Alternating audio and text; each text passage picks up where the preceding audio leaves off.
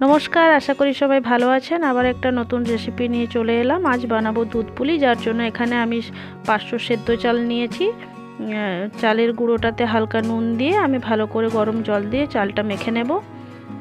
বেশি টাইট করে মাখবো না। আমার চালের গুঁড়োটা মাখা হয়ে গেছে। এরপর আমি এক এক করে দুই ধরনের পুর দিয়ে পিঠে পুলিগুলি বানিয়ে নেব।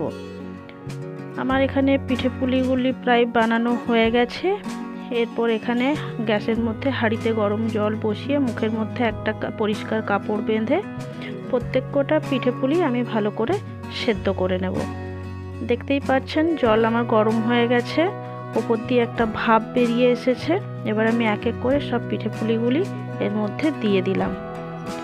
আমার সব পিঠে পুলিগুলি দেওয়া হয়ে গেছে। এরপর আমি মুখটা একটা থালা দিয়ে চাপা দিয়ে দেব, যাতে ভালো করে সব পিঠে পুলিগুলি সেদ্ধ হয়ে যায়। পিঠে আমার সেদ্ধ হয়ে গেছে, আমি একটা প্লেটের মধ্যে নামিয়ে নিয়েছি।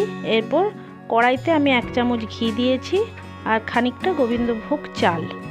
আমি ঘিয়ের সাথে গোবিন্দভোগ চালটা হালকা করে একটু ভেজে নেব। আমার চালটা ভাজা হয়ে গেছে। এরপর আমি ওপর থেকে দিয়ে দিলাম 2 লিটার দুধ। এবার আমি দুধটা খানিকক্ষণ ধরে জাল দেব, যাতে দুধটা একটু ঘন হয়ে যায়। তারপর ওপরে দিয়ে দিলাম একটু ফ্লেভারের জন্য 4-6টার মতন এলাচ। এরপর আমি দুধটা আমার খানিকক্ষণ ফোটানো হয়ে গেছে। এরপর আমি পিঠে পুলিগুলো কড়াইতে দিয়ে দিলাম সেদ্ধ হওয়ার জন্য, কারণ দুধ দিয়ে পিঠে পুলিগুলি ভালোভাবে নরম করে সেদ্ধ করে নেব। সবকটা পিঠে পুলি আমার দেওয়া হয়ে গেছে।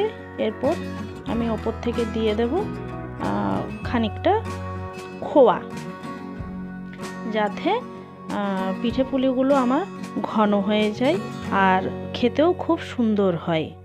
তো আমি এখানে 1 বাটির মতন খোয়া নিয়েছিলাম, সেই খোয়াটা দিয়ে দিলাম।